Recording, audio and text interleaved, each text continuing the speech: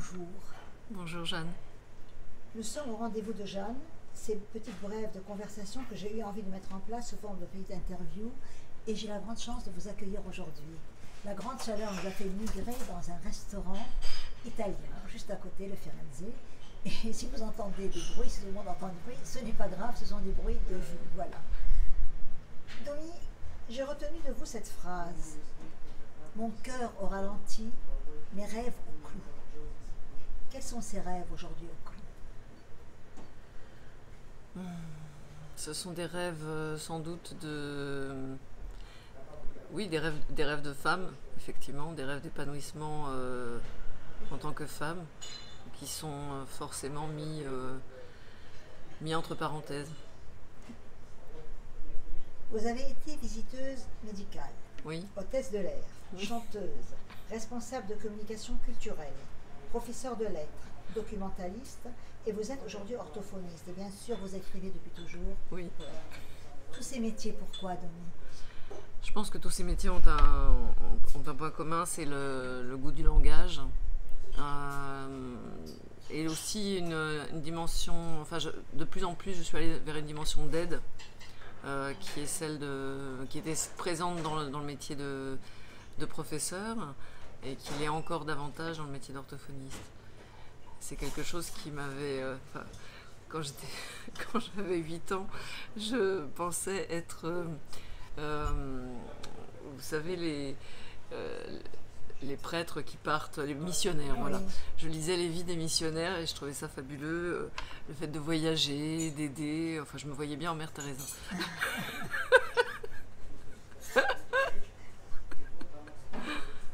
Vous écrivez, pour ne pas s'écraser de tout là-haut, il faut apprendre à voler sur les mots. Domi, vous avez un fils, Tristan. Oui, Il a 25 ans. oui, Il est avant tout Tristan, parce que je tiens à le dire. oui. Et puis il est schizophrène. Mm. Alors, est-ce que vous volez sur les mots afin qu'ils deviennent langage, quand parfois vous êtes dans une forme d'incommunicabilité de temps en temps? Alors, je pense que c'est peut-être aussi, entre autres à lui, que je peux m'adresser quand je dis ce genre de choses. Moi, j'ai continué à communiquer, même dans les moments les plus difficiles, mais je l'ai vu dans des états où il lui était totalement impossible de parler. Et c'est sans doute ce qui m'a le plus enjoint d'écrire à ce moment-là. Quelle est votre propre définition de la schizophrénie? Parce que chacun, c'est selon aussi ce qu'il vit. On a des définitions générales, d'autres. Ce n'est pas une mission médicale, ce n'est pas une mission. Non, C'est non. simplement votre définition à vous. Je pense que pour moi, ce qui caractérise vraiment cette maladie, c'est le fait d'être enfermé en soi-même. Et c'est peut-être aussi pour ça que l'enfermement auquel j'ai assisté en hôpital psychiatrique est aussi long. Était d'autant plus douloureux que les gens qui sont à l'intérieur de ces murs sont eux-mêmes enfermés en eux-mêmes. Et c'est extrêmement étrange comme sensation. Vous avez écrit un recueil poésie, Au son les pas dansants. Il est préfacé par le poète Robert Notenboom, illustré par Christian Arjonilla. Et personnellement, je vous ai connu grâce à la magnifique revue de poésie de Pierre Perrin, Possible. À quelle séquence de votre vie avez-vous eu l'impression que la question de la perte de ces pas dansants commençait? Est-ce que c'est tout de suite que vous l'avez senti avec la maladie de Christian, que quelque part les pas dansants s'estompent? Non, je pense que cette question-là, elle se posait parce que précisément, Tristan est un jeune homme qui adore la danse, qui aime beaucoup l'art sous toutes ses formes, mais qui s'est voué beaucoup à la danse pendant de nombreuses années. Et au moment de son hospitalisation, qui a été la période pendant laquelle j'ai écrit ce recueil, il s'est retrouvé dans un état qui s'appelle la catatonie, dans lequel tout mouvement est impossible, toute parole est impossible. Et c'était comme une sorte à la fois de souhait, de vœu, quelque chose pour conjurer le sort, on va dire, cette question-là. Retrouver les pas dansants. Donc c'est un peu, pour lui, en lui, c'est un titre qui lui revient en quelque sorte. Oui, vraiment. Dans ce recueil, vous écrivez « Je vais en faire quoi, moi, de tout ce chagrin inopportun? M'enterrer incognito parmi les jonquilles ?» La poésie est-elle pour vous cette terre d'accueil qui vous permet de déposer votre chagrin sur les jonquilles, justement, de ne pas l'enterrer? Oui, la poésie a été vraiment quelque chose de vital pour moi à cette période. À la fois pour pouvoir, moi, poser mon chagrin, mais aussi pour donner une voix à ceux qui n'en avaient pas, dont mon fils, mais pas seulement. En fait, à l'intérieur de ces poèmes, j'évoque parfois des silhouettes des gens que j'ai croisés dans cet hôpital et qui étaient souvent dépourvus de voix, qui ne s'appartenaient même plus. Et j'avais vraiment envie de pouvoir témoigner parce que c'est souvent des êtres brisés et que ça a quelque chose d'extrêmement touchant d'assister à ça. Quelque chose en vous me fascine. Il y a quelques mois, on ne vous connaissait pas vraiment dans ce monde poésie. Et en peu de temps et sans bruit, vous occupez une très belle place, méritée, très méritée, je tiens à le dire. Des blogs, des revues, des festivals, on parle de vous partout.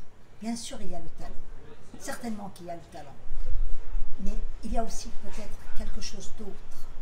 Comment vous avez fait pour pousser des portes qui sont quand même difficiles? Je ne sais pas trop. En fait, j'ai été extrêmement agréablement surprise de la façon dont mon recueil a été reçu. En fait, au départ, je l'ai essentiellement...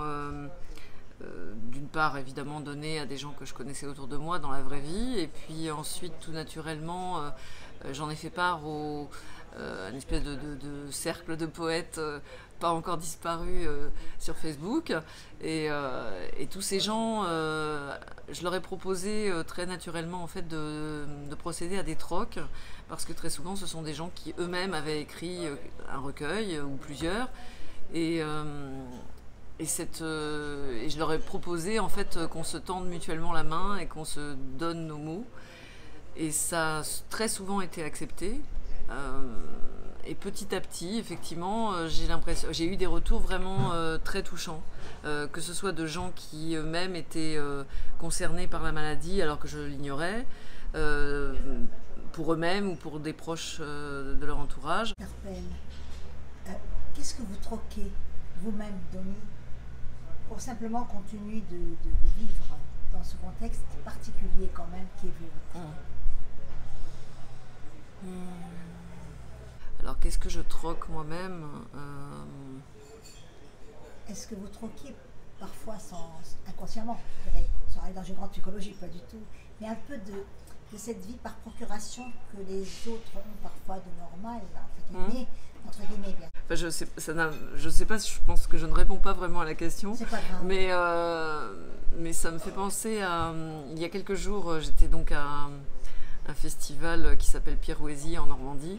Et j'ai fait don justement de mon recueil à un écrivain oulipien qui s'appelle Olivier Salon, et qui m'a fait un retour extrêmement touchant aussi au sujet de mon recueil.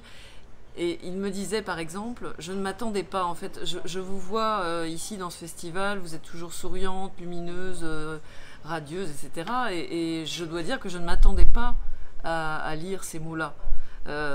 Et en fait, je ne l'avais pas prévenu.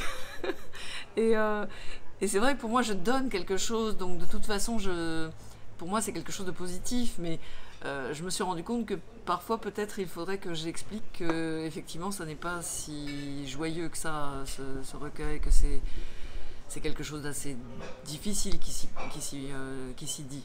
Vous vous appelez Dominique Vercollin. Oui. J'ai retrouvé d'ailleurs sur certains blogs, vous avez signé vos poèmes, Dominique. Oui.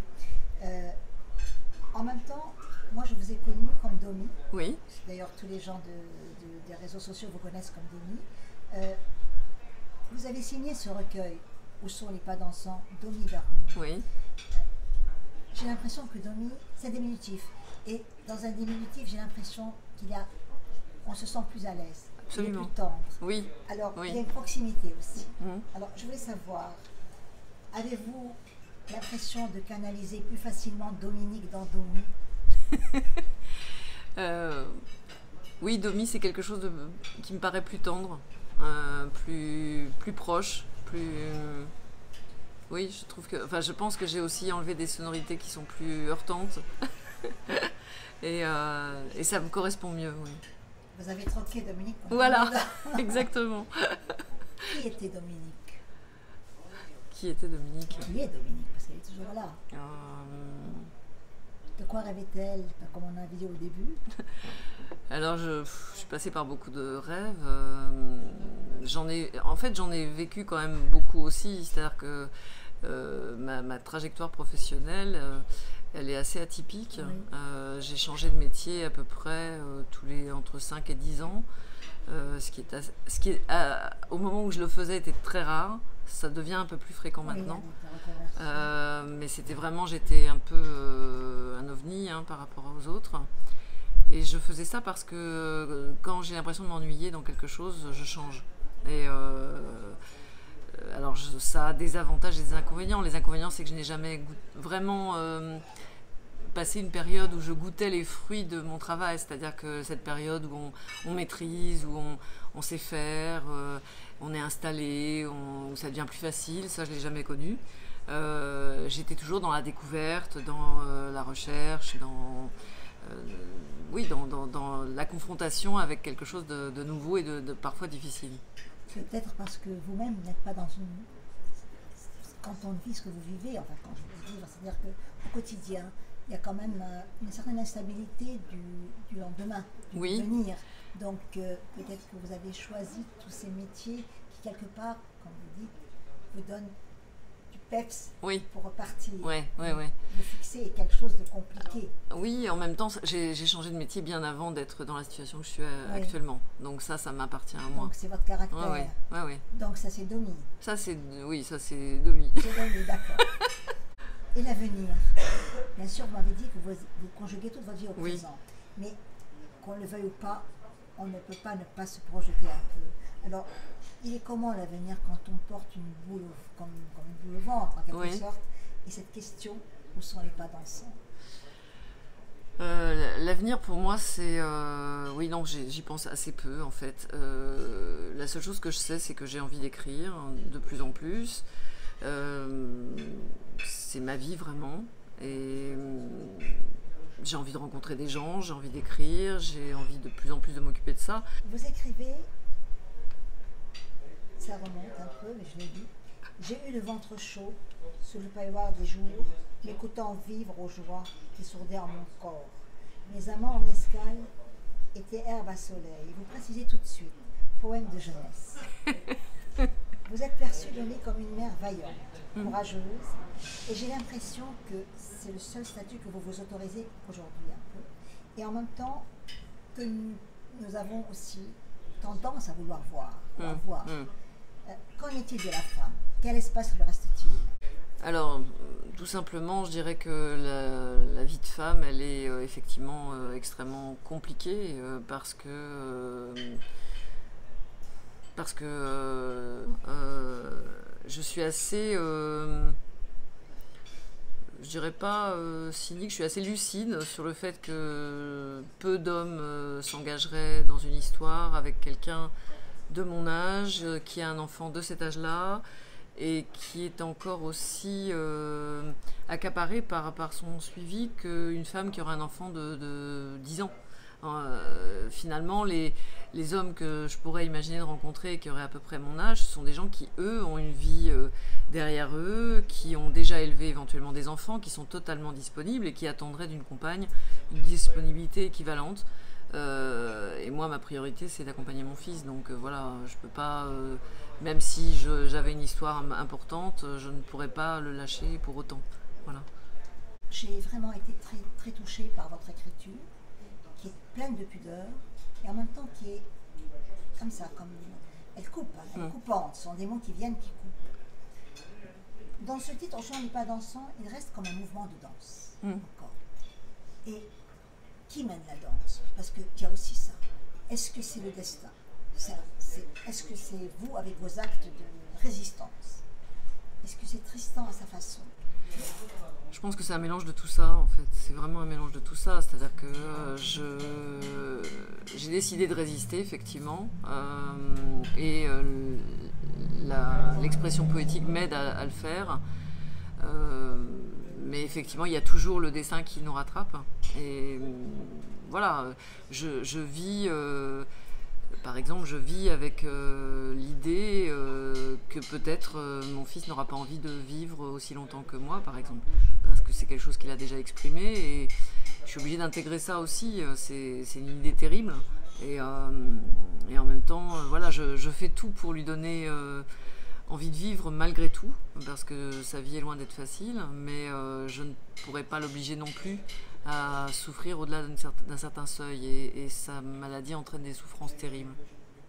Est-ce que vous pensez que notre société est un peu, non pas égoïste, mais un peu, elle n'écoute pas assez certaines souffrances? Ah oui, oui, oui, en particulier, c'était aussi une de mes motivations à faire connaître davantage ce recueil, c'est que j'avais l'impression que justement on ne parlait pas assez de tout ça. C'est extrêmement tabou. Comme par hasard, effectivement, même sur Facebook, le nombre de gens que j'avais dans mon réseau poétique, là, le nombre de gens qui étaient concernés par cette maladie ou par des maladies du même ordre, j'ai été surprise de ça en message privé, beaucoup se sont livrés à des confidences en me disant que finalement, soit eux-mêmes, soit leurs enfants, soit leurs parents, enfin, c'était... et personne n'en parle. Personne n'en parle. Et moi, j'ai envie que ça soit su. Voilà. C'est pour ça que je me suis autorisée à dire le mot schizophrène. Oui, parce oui. que je n'aime pas qu'on cache le mot. Moi non plus. Vous voyez, ça sert à rien. C'est comme le cancer avec une longue maladie. Exactement. Voilà. Est-ce que vous dansez encore parfois? Moins. Alors mon fils danse de nouveau, donc ça c'est formidable. Il s'est remis à danser et c'était vraiment un peu ça que contenait ce titre. J'espérais à ce moment-là qu'un jour il se remettrait à danser. Ça c'est fait. Moi ça m'arrive moins, mais je pense que ça peut revenir. Vous écrivez aussi: je me dois de chanter à la surface des Orlantes, de ramener ton âme éperdue au centre de ce qui de toi dérive et se dilue. Reste mon chant de baleine sous l'océan flou de mon amour inconditionnel de mer, pour bercer ta douleur d'être au monde. Domi Bergogneau, vous portez certainement cette peur terrible de ne plus être là, peut-être, et de l'avenir de Tristan. Oui. Où se trouve votre plus grand effroi? Est-ce que c'est la bêtise qui consiste à ne pas comprendre le mot schizophrène et qui l'associe à peur et violence? Est-ce que ce sont les institutions hospitalières parfois surchargées, la solitude du Tristan, ou bien tout simplement le fait qu'il ne puisse plus, vous l'avez dit un peu tout à l'heure, supporter lui-même cette Oui. vie? Je crois que c'est plutôt ça la plus grande peur. Oui, c'est ça le plus grand effroi. C'est que, bon, très souvent, par exemple, j'essaye de le motiver à continuer les soins, à avancer dans un processus de mieux-être. Et il commence récemment, il m'a dit j'y crois plus, tu m'as tellement dit ça souvent, que ça allait aller mieux, que j'irais mieux en faisant ça. Et puis finalement, j'y vais pas mieux quand même et je continue à souffrir.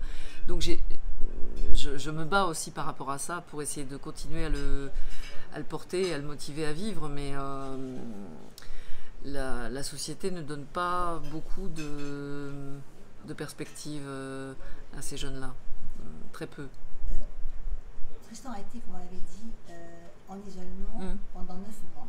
Alors pas pendant 9 mois, mais pendant plusieurs mois. Plusieurs mois. Oui. Heureusement pas pendant 9 mois, parce que c'est épouvantable. Mais c'est déjà... Enfin bon... aller voir quelqu'un qui est en isolement, ça vous coupe vous-même de tout, quoi. C'est tellement violent. C'est tellement violent de voir quelqu'un qui, pour aller le voir, il faut passer de l'autre côté d'une porte, ouvrir des serrures. Dans cette chambre, il n'y a rien. Enfin, c'est vraiment très très dur. Ça, c'est vraiment un des passages les plus terribles de son hospitalisation, vraiment. Sur mon ventre de mer, un bouclier de chair pour absorber les chocs et demeurez bien droite contre le vent mauvais. Et vous dites plus loin, un menhir s'est couché en travers de mon corps. Oui. C'est terrible, on le reçoit, ce menhir. J'ai l'impression, en travers de votre vie, Oui. et ce menhir, c'est sa vie aussi. Oui. Et au regard de tout ça, quel est le mot que vous vous interdisez de dire? Automatiquement, vous n'allez peut-être pas me le dire. Mais si vous me dites le mot que vous sentez que vous ne pouvez pas dire, vous ne direz pas plus, je ne poserai pas de questions. Quel est le mot dans votre tête que vous ne direz jamais? Est-ce que vous me le confirmez? Que je ne dirai jamais par rapport à cette situation. Par rapport à cette situation, même par rapport à vous. Vous savez, parfois on a des mots, on a l'impression que si on les dépasse, on craque.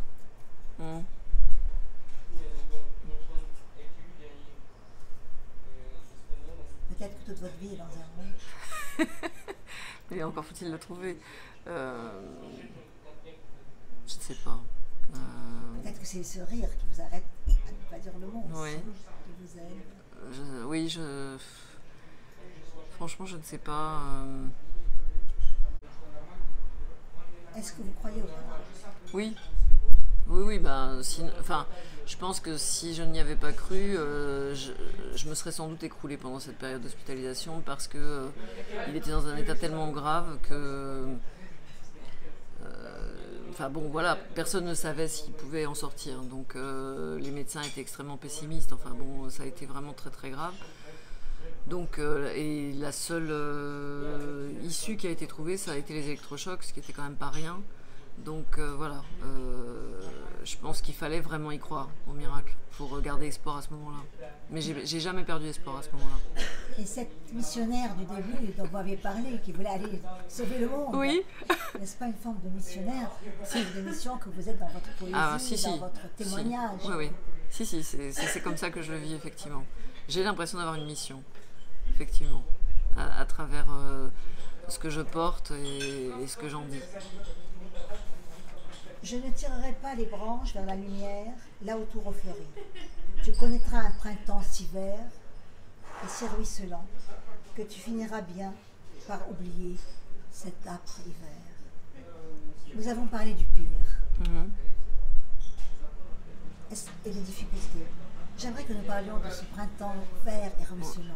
En ce qui concerne mon fils, je sais qu'il a énormément de talent, nombreux.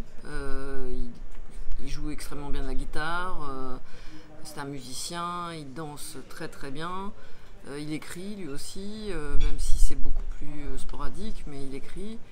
Il a commencé à écrire son premier poème, il me l'a dicté, il avait 7 ans, donc voilà. Il ne savait pas écrire vraiment. Donc, et il me disait va à la ligne, c'était incroyable. Mais donc je sais qu'il a des dons assez exceptionnels. C'est un enfant qui avait été diagnostiqué précoce aussi, donc il a cette intelligence vraiment très vive. Donc je pense que vraiment le printemps il est là, quoi. Il est dans le déploiement de ces talents-là.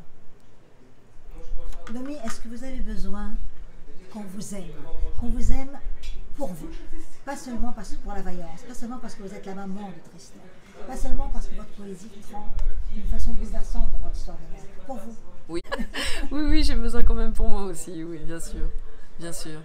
Et je pense que d'ailleurs le prochain recueil, il s'agira justement de parler d'autre chose.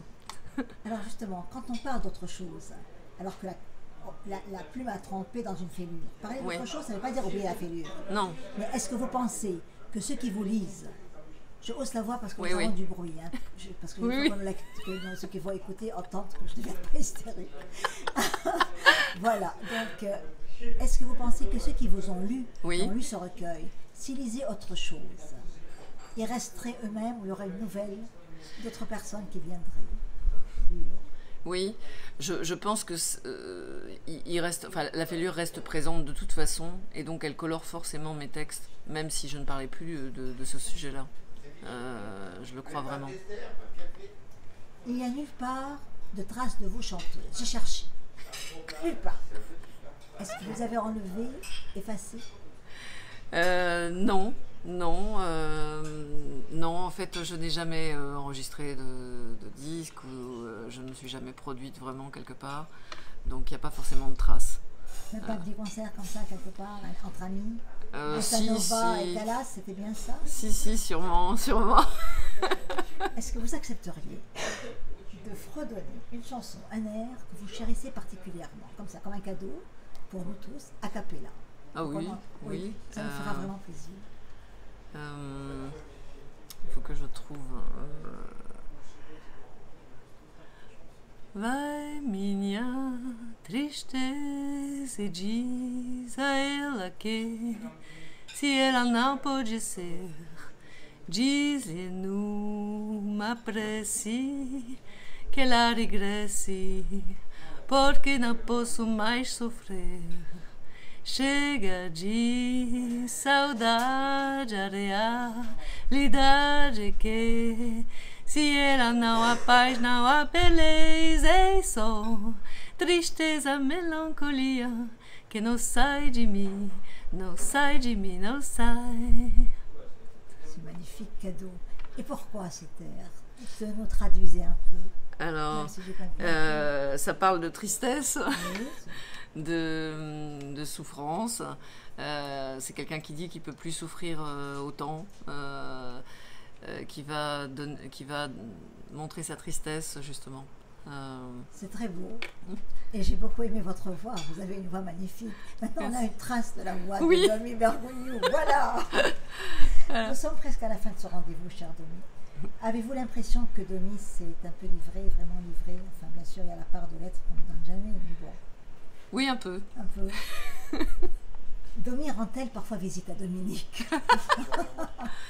Je pense que Dominique, je l'ai laissé derrière moi. Oui. Et qu'est-ce qu'elle va penser de cette interview si elle la lit, elle nous entend? Elle nous entend. Moi, je pense que ça lui fera plaisir quand même. Ça lui fera plaisir quand même. C'est superbe. Et ce bleu, beaucoup de bleu autour. Les yeux sont bleus, la bague est bleue, toujours du bleu. Bleu autour, c'est une collection, vous savez. Oui. Il y a plusieurs collections avec le mot bleu. D'ailleurs, je me suis dit, si je devais envoyer à des éditeurs, je devrais commencer par ceux-là. Voilà. C'est une couleur que vous aimez? Oui, je suis monomaniaque du bleu, en fait. C'est vraiment... je pense que c'est sans doute lié à mon histoire personnelle, au fait que, effectivement, ma mère m'habillait beaucoup en bleu quand j'étais petite et que ça m'a un peu conditionnée. Mais c'est vraiment une couleur qui m'apaise et qui me fascine. Et j'adore le bleu. Grand merci d'avoir accepté de me répondre. Et pardon si parfois je vous ai semblé un peu maladroite ou si j'ai pu vous faire souffrir à mon insu. Oh non, pas du tout. Le merci à vous. C'était difficile. On s'est approché avec beaucoup de pudeur de vous, mais aussi de Tristan. Parce que Tristan ne nous a jamais quittés. Il était au centre de cette interview. Et je sais qu'il vous a écrit un poème. Oui. Alors, c'est ma façon à moi de lui dire merci aussi. Est-ce qu'on peut lire le poème? Oui, absolument. Vous me le lisez? Oui.